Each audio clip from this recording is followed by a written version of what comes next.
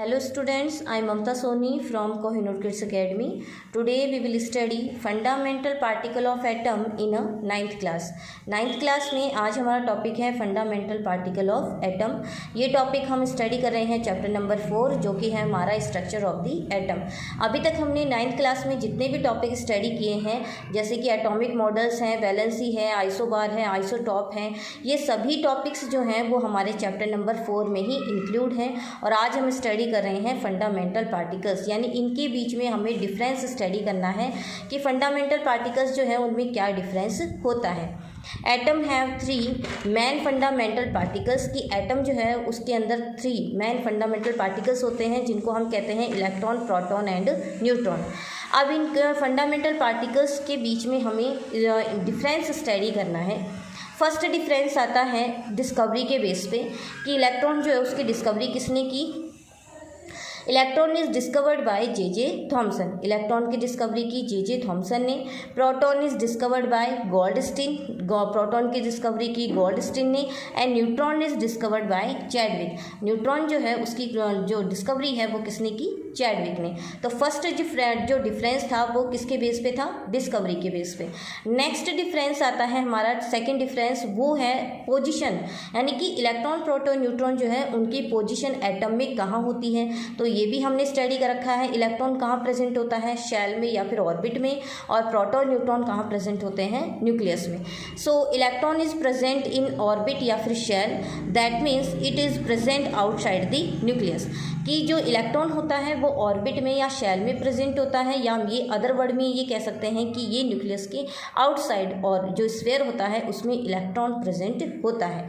Proton is present in nucleus and neutron is also present in nucleus. तो second difference था अपना position के base पे. Next difference आता है अपने चार्ज के बेस पे कि इलेक्ट्रॉन, प्रोटॉन, न्यूट्रॉन पे चार्ज कैसा होता है. Electron bear negative charge, proton bear positive charge and neutron is neutral. ये हमने प्रीवियस वीडियो में स्टडी किया है. फोर्थ डिफरेंस आता है इलेक्ट्रॉन, प्रोटॉन, न्यूट्रॉन जो है उनको हम किस सिंबल के द्वारा रिप्रेजेंट करते हैं. तो electron is represented by E negative, proton is represented by P and neutron is represented by N. अब जो फिफ्थ डिफरेंस है वो आता है मास के बेस पे कि इनके जो मास होते हैं उनमें क्या डिफरेंस होता है.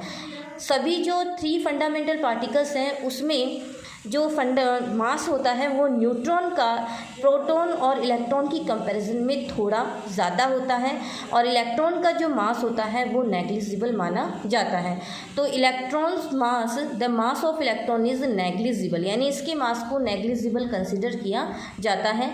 And the mass of proton is 2000 times more than electron, यानी इलेक्ट्रॉन का जो मास होता है उसका अगर हम 2000 टाइम अगर उसको कर दिया जाए तो वो मास किसका होता है, प्रोटॉन का. और जो न्यूट्रॉन होता है उसका जो मास होता है वो प्रोटॉन के मास से थोड़ा ज़्यादा होता है. So the mass of neutron is slightly higher than proton. Proton से थोड़ा ज़्यादा किसका मास होता है, न्यूट्रॉन का मास होता है. तो ये था difference between the fundamental particles. Next topic हम स्टडी करेंगे बोर एंड बरी रूल.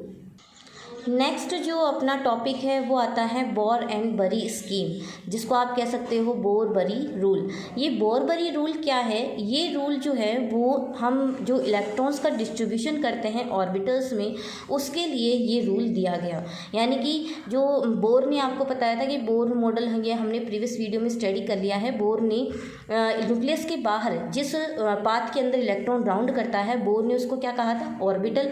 और उन ऑर्बिटल्स में इलेक्ट्रॉन का डिस्ट्रीब्यूशन कैसे होता है उसके लिए बोर ने कुछ रूल्स दिए. उस रूल्स को हमें स्टडी करना है. इलेक्ट्रॉन के डिस्ट्रीब्यूशन के लिए बोर और बरी ने 3 रूल्स दिए.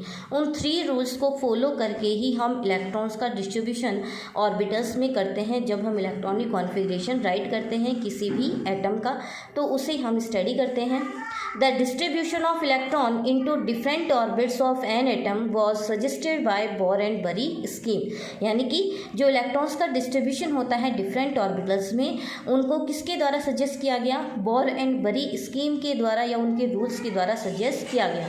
अब उन्होंने क्या रूल्स दिए? Bohr and Bury give some rules for the distribution of electron that are following as. अब ये आता है हमारा फर्स्ट रूल। देखो फर्स्ट रूल हमें क्या बताता है? जो हमने बोर के अकॉर्डिंग हमने ऑर्बिटल्स पर स्टडी किए थे 4। कितने होते हैं ऑर्बिटल्स? 4। कौन कौन से? K, L, M and N।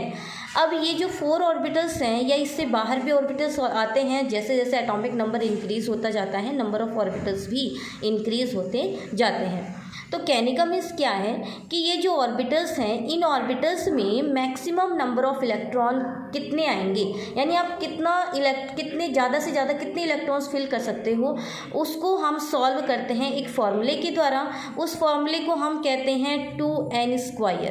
इस 2n² से हमें ये पता चलता है कि K में मैक्सिमम कितने इलेक्ट्रॉन होंगे, L में कितने होंगे, M में कितने होंगे और N में कितने होंगे। तो उसको हम स्टडी करेंगे by this table. First rule है the maximum number of electron in each shell या orbit is given by 2n² formula. किसी भी ऑर्बिटल में जो मैक्सिमम नंबर ऑफ इलेक्ट्रॉन्स होते हैं उसको 2n² फार्मूले से हम रिप्रेजेंट करते हैं। यहाँ पे n जो है वो है यहाँ पे नंबर ऑफ ऑर्बिट, या आप कह सकते हो एनर्जी लेवल इंडेक्स।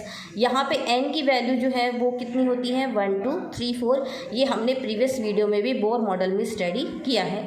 तो 2n² जो है उसके द्वारा हम ऑर्बिटल्स में कितने इलेक्ट्रॉन्स फिल कर सकते हैं उसे हम इस टेबल के द्वारा अंडरस्टैंड करते हैं। इस टेबल में यहाँ पे सबसे पहले हम राइट करते हैं शेल कितने होते हैं? 4, K, L, M and N।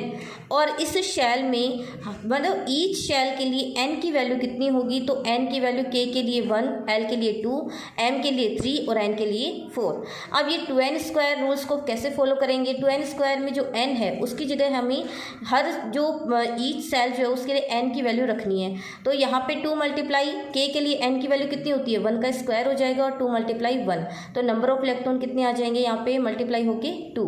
Next आता है L के लिए n की वैल्यू कितनी होगी? 2। फॉर्मूले में हम n की जगह कितनी वैल्यू रख लेंगे? 2 का स्क्वायर करेंगे तो कितना हो जाएगा? 2 मल्टीप्लाई 4, तो नंबर ऑफ इलेक्ट्रॉन कितने आ जाएंगे? 8। कहने का मतलब L में मैक्सिमम कितने इलेक्ट्रॉन आ सकते हैं? 8 इलेक्ट्रॉन्स। नेक्स्ट आता है m ऑर्बिटल जो है उसके लिए n की वैल्यू कितनी होती है? 3। तो इसको हम फॉर्मूले में रखेंगे 2 मल्टीप्लाई 3 का स्क्वायर, तो 2 मल्टीप्लाई 9। 3 का जो स्क्वायर होगा वो कितना हो जाएगा? 9, और 9 को 2 से मल्टीप्लाई करेंगे तो कितना आ जाएगा? 18। m के अंदर m ऑर्बिटल में नंबर ऑफ इलेक्ट्रॉन मैक्सिमम कितने आ सकते हैं? 18 आ सकते हैं। नेक्स्ट आता है अपने पास में n के लिए जो मतलब n ऑर्बिटल जो है उसके लिए n की वैल्यू कितनी होगी? 4, और जो उसको हम फॉर्मूले में रखेंगे तो कितना हो जाएगा? 2 मल्टीप्लाई 4 का स्क्वायर, तो कितना हो जाएगा? 2 मल्टीप्लाई 16। तो इसको मल्टीप्लाई करेंगे तो कितना नंबर ऑफ इलेक्ट्रॉन कितने आ जाएंगे? 32। कहने का मतलब n में इलेक्ट्रॉन्स कितना आ सकते हैं? मैक्सिमम 32। कहने का मीन्स अब हम इस टेबल से हमें क्या अंडरस्टैंड हुआ कि K ऑर्बिटल में मैक्सिमम 2n² को रूल्स को अगर फॉलो करते हैं तो K में मैक्सिमम होंगे 2 इलेक्ट्रॉन, L में 8, M में 18 और N ऑर्बिटल में कितने होंगे? 32। लेकिन जब हम इलेक्ट्रॉनिक कॉन्फ़िगरेशन राइट करते हैं उस कंडीशन में फर्स्ट रूल फॉलो नहीं होता। इलेक्ट्रॉनिक कॉन्फ़िगरेशन जब हम राइट करते हैं तो फॉलो होता है इसका second rule.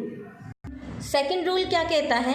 The maximum number of electron in outer most orbital of an atom is 8। Second rule ये कहता है कि जब आप किसी भी एटम का इलेक्ट्रॉनिक कॉन्फ़िगरेशन राइट करोगे तो आउटर मोस्ट ऑर्बिटल का मतलब मैंने आपको बताया था कि सबसे बाहर का जो ऑर्बिटल होता है उसको हम आउटर मोस्ट ऑर्बिटल कहते हैं। उस आउटर मोस्ट ऑर्बिटल में 8 से कम इलेक्ट्रॉन हो सकते हैं, लेकिन 8 से ज़्यादा इलेक्ट्रॉन नहीं हो सकते।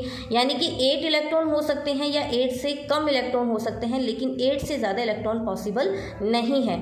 तो इसको हम एक एग्जांपल से अंडरस्टैंड करते हैं। यहाँ पे हमने एग्जांपल लिया नियॉन का इलेक्ट्रॉनिक जो एटॉमिक नंबर होता है वो होता है 10। इसका हमने इलेक्ट्रॉनिक कॉन्फ़िगरेशन राइट किया K और L, तो कितना हो गया? 2 और 8। अब यहाँ पे देखो कि नियॉन का जो आउटर मोस्ट ऑर्बिटल है उसमें कितने इलेक्ट्रॉन हैं? 8 इलेक्ट्रॉन। अब हम नेक्स्ट एग्जाम्पल लेते हैं सोडियम का एटॉमिक नंबर कितना है? 11। इसका इलेक्ट्रॉनिक कॉन्फ़िगरेशन हम राइट करते हैं K L M, तो हो जाता है 2 1। अब देखो इसका लास्ट वाला जो ऑर्बिटल है वो कितने इलेक्ट्रॉन है उसमें 1, यानी लास्ट ऑर्बिटल में क्या 8 से कम इलेक्ट्रॉन हो सकते हैं लेकिन 8 से ज़्यादा इलेक्ट्रॉन नहीं होने चाहिए। सो इसमें लास्ट वाले ऑर्बिटल में हम कितना इलेक्ट्रॉन फिल कर रहे हैं, 1 इलेक्ट्रॉन फिल कर रहे हैं। अब इसका आता है सेकंड रूल, थर्ड रूल जो है वो हमें क्या बताता है, सिस्टमैटिकली जो इलेक्ट्रॉन्स होते हैं उनको ऑर्बिटल्स में फिल करना।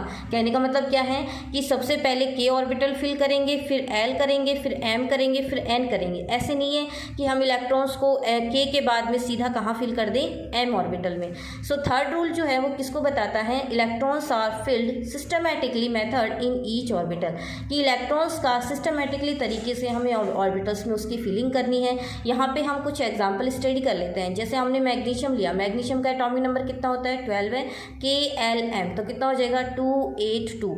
अब ऐसे नहीं है कि जैसे कि L में मैक्सिमम 8 आ सकते थे और यहाँ पे हम 7 कर दें और जो 3 इलेक्ट्रॉन्स है वो हम नेक्स्ट वाले ऑर्बिटल में फिल कर दें। इस तरह से हमें ये फिलिंग नहीं करनी है, यानी सिस्टमेटिकली तरीके से हमें फिलिंग करनी है।